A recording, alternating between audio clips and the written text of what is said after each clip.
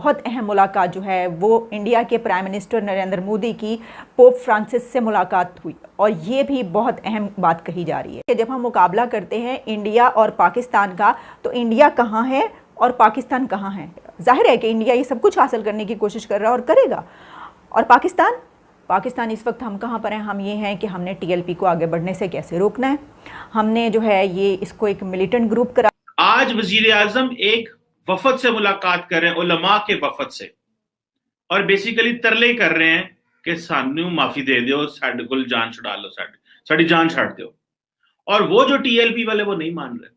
अब वो 2.5-3 करोड़ वोट लेने वाली सियासी जमातों को गन पॉइंट पे कह रहे हैं इस पे बहस करो और फ्रांस के सफीर को यहां से निकालो, और सारी सियासी जमातें भाग गई हैं। आपने सबसे पहले घबराना नहीं है।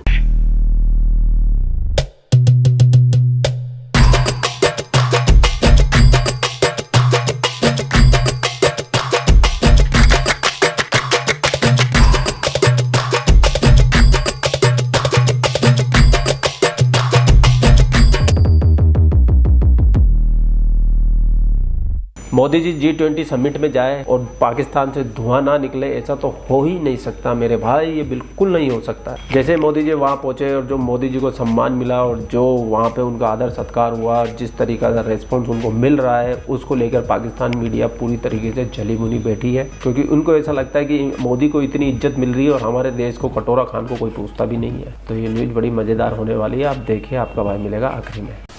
कि G20 समिट है वो, और इसके अलावा COP26 जो क्लाइमेट कॉन्फ्रेंस है वो इस वक्त हो रही है इटली और वेटिकन में, और इसके अलावा ग्लासगो, स्कॉटलैंड ग्लासगो में जो है वो COP26 समिट, वहाँ पर पूरी दुनिया के हेड ऑफ स्टेट्स जमा है इस वक्त। बहुत अहम मुलाकात जो है वो इंडिया के प्राइम मिनिस्टर नरेंद्र मोदी की पोप फ्रांसिस से मुलाकात हुई और ये भी बहुत अहम बात कही जा रही है। इसके 2-3 एंगल्स हैं, अगर हम उस पर बात करें, मसलन ये कि ये जो मुलाकात है, ज़ाहिर है इसमें भी इसी तरह के दो तरफा जो इंटरेस्ट के होती है, पॉइंट्स होते हैं, उसके ऊपर बात की गई है और की जाती है। लेकिन ये भी कहा गया, मैं ये पढ़ रही थी कि गोवा में क्योंकि असम्बली इलेक्शंस भी हैं और वहाँ पर पॉपुलेशन का एक बड़ा हिस्सा ये कहा जाता है कि क्रिश्चियन पॉपुलेशन है वहाँ की, तो इस हवाले से ये भी कहा जा रहा है कि जो इसकी पॉलिटिकल इम्पोर्टेंस है PM मोदी के लिए वो बढ़ जाती है वहाँ पर। एक तो ये बात, और BJP के लिए जाहिर है कि वहाँ पर इससे जो है वो फ़ायदा उठा सकते हैं। देखिए ये तो हर जो भी कंट्री का हेड होता है अपनी वो यही कोशिश उसकी यही होती है, लेकिन इसके अलावा अगर आप इससे निकल कर भी देखें तो इस वक्त पूरी दुनिया का जो एक बड़ा अहम इवेंट और पोप से जो मुलाकात है PM मोदी की, ये एक बहुत अहम मुलाकात इसलिए भी कही जा रही है कि एक तरफ पाकिस्तान जो है वो बहुत ज़्यादा हम बात करते हैं कि देखिए जो भारत है वो J&K में जो है जम्मू एंड कश्मीर ये कर रहा है, ह्यूमन वायलेशंस कर रहा है, वहाँ पर इंसानी हकूक़ के इस तरह से पामाली की जा रही है। अभी मैं पढ़ रही थी कि शाह महमूद कुरैशी ने 1-2 दिन पहले ही जो है वो UN को ख़त लिखा इस हवाले से। तो ख़त लिखने का मैं ये समझती हूँ क्या फ़ायदा, आपको तो वहाँ पर इस वक्त जाना चाहिए था। प्राइम मिनिस्टर इमरान खान जो हैं और हमारे प्रेसिडेंट और जो हमारी हुकूमत है ये इस्लामोफोबिया की किस कदर ज़्यादा हम बात करते हैं। हम कहते हैं ना कि देखिए मुसलमानों को तो आपने दीवार से लगा दिया, आप ये करें, तो यही तो वो वक्त था जहाँ पर एक तरफ अमेरिका के प्रेसिडेंट जो बाइडन मुलाकात करें पोप फ्रांसिस से, वो इन अहम नुकात पर बात करें, वहीं पर प्राइम मिनिस्टर नरेंद्र मोदी जो है वो पोप फ्रांसिस से उनकी मुलाकात हुई है, वो उन्होंने जो है इस तरह के अहम अमूर पर बातचीत की। लेकिन हम कहाँ पर बैठे हैं, हम इस वक्त अपने मुल्क में ही बैठे हैं और हम सिर्फ UN को ख़त लिखने को तरजीह दे रहे हैं। हम ये नहीं कर सकते कि जो बातें आप यहाँ पर बड़े डंके की चोट पर जो है उसको एजेंडा बनाकर प्रोपेगेंडा करके जो बातें इतना बढ़ा चढ़ा कर कहते हैं, तो असल में तो आपको वहाँ पर पहुँच कर ये वाली बातें करनी चाहिए थी। दूसरी बात क्या कि हम किस में फंसे हुए हैं, हम इस वक्त सबसे ज़्यादा हमारा मसला अहम जो है वो ये है कि जो TLP है वो किस तरीके से उसके लिए खंदकें खोदनी है, कैसे जो है वो एक शहर के बाद दूसरे शहर में पहुंच रही है, इस्लामाबाद से उसको पहुंचने के लिए कैसे रोकना है, उनके खिलाफ क्या स्ट्रेटजी बनानी है, कितने पुलिस वालों को उन्होंने मार दिया, ओहो कितने पुलिस वाले जो हैं वो खूनो खून यहाँ पर पड़े हुए हैं, सड़कों के ऊपर पड़े हुए हैं। पूरी हमारी कैबिनेट, हमारी तमाम गवर्नमेंट, हमारी पूरा जो मशीनरी है, स्टेट मशीनरी, वो सिर्फ इस वक्त TLP को रोकने, उसके खिलाफ जो स्ट्रेटजी बनाने, किस तरीके से उसे निपटा जाए इसके ऊपर।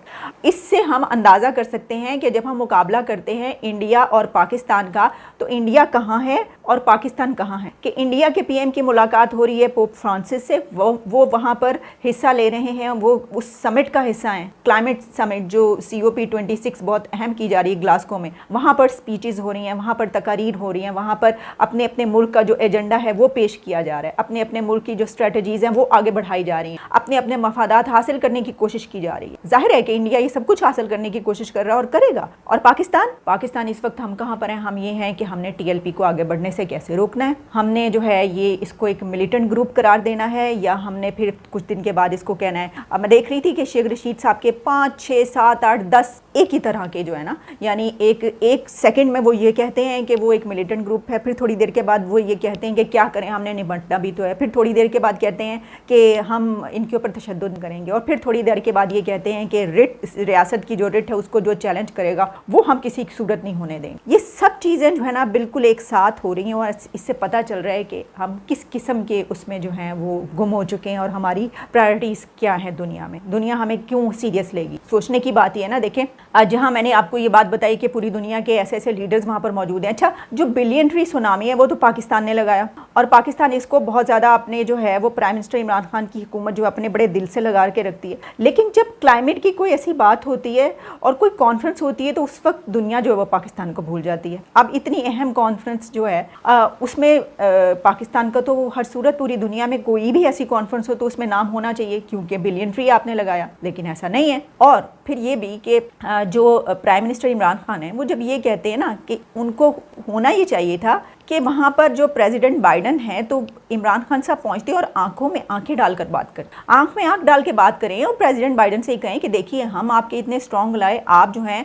आपने इसको मजाक बना दिया पूरी दुनिया में कॉल को कि जी आपने क्यों नहीं, आप मुझे कॉल कर सकते, आप क्यों नहीं पाकिस्तान को इतनी इंपॉर्टेंट, आप नहीं जानते कि पाकिस्तान की कितनी अहमियत है। एक जोग्राफियाई सूरत हाल को अगर हम देखें अफगानिस्तान के उससे, तो हम आपके लिए हमने इतना किया, हमने आपके लिए क्या कुछ नहीं किया, हम इतने क्लोज अलाई रहे, तो ठीक है, लेकिन आपने तो ये बातें जो कि हम यहाँ पर बैठकर करते हैं, और जब लोग PM का इंटरव्यू करने आते हैं उस वक्त अपने गिले शिकवे करते हैं और फिर पूरी दुनिया मजाक उड़ाती है, बजाय इसके वहाँ पर पहुँचकर उनकी आंख में आंख डाल के ये वाली बात करनी चाहिए। फिर हम देखते हैं कि वो कैसे ना जवाब देते, उनको जवाब देना पड़ता, वो ज़रूर जवाब देते, लेकिन हम क्या बिल्ली की तरह आंखें बंद करके बैठ जाएंगे, क्योंकि हमें जो है वो बड़ी बेइज्जती महसूस होती है, हमारी बड़ी ईगो दरमियान में हर्ट हुई है कि हमें ये कुछ कहा गया है और हमें अहमियत नहीं दी गई, ये किया वो किया। कि ये पाकिस्तान जो है ये मजहबी इंतहा पसंदों के आगे क्यों सरेंडर करता है, क्यों, क्या वजह है कि सरेंडर करना पड़ता है हमारे हुक्मरानों को, इलेक्टेड रिप्रेजेंटेटिव को,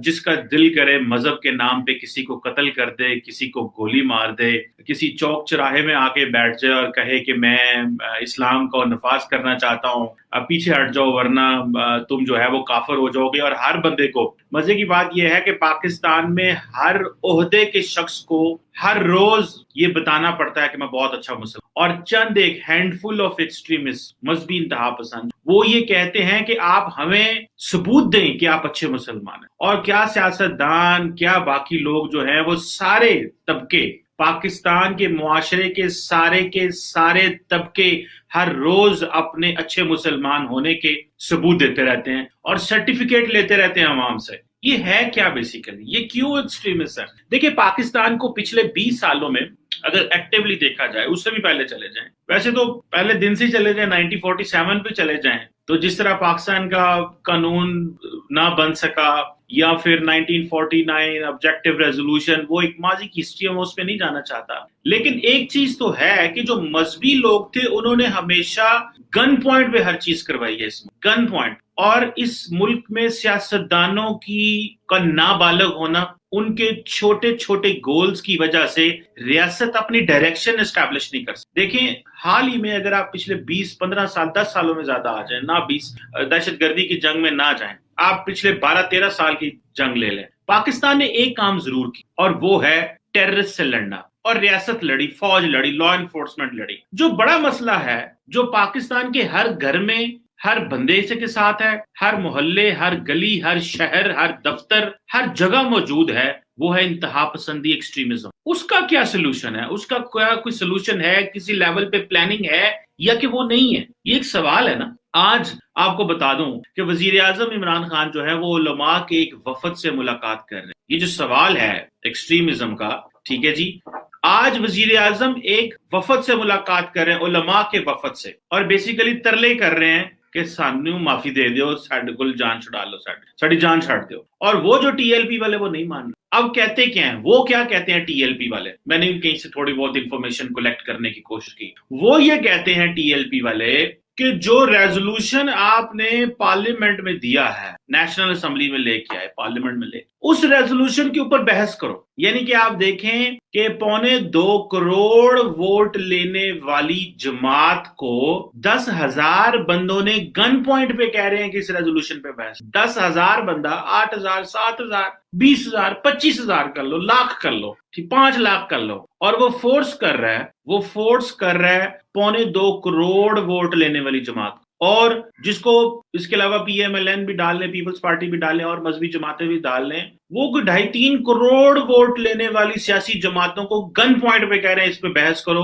और फ्रांस के सफीर को यहां से निकालो। और सारी सियासी जमातें भाग गई हैं, सारे पाकिस्तान की सियासी जमातें भाग गई हैं, नून लीग भाग गई है। वो तो कहती है हम इस रेजोल्यूशन में हिस्सा ही नहीं लेंगे, हम क्यों हिस्सा लें और हम क्यों इलेक्शन हारें। हम वहां रेजोल्यूशन पे अगर जाके बहस होगी जब पार्लियामेंट में, तो वहां पे तो कहना पड़ना है कि फ्रांस के सफीर को निकालो, मुनाफकत करनी पड़नी है। लेकिन घर बैठ के कहते हैं नहीं, फ्रांस के सफीर को हम नहीं निकाल सकते वरना यूरोप के साथ ताल्लुकात खराब हो जाएंगे।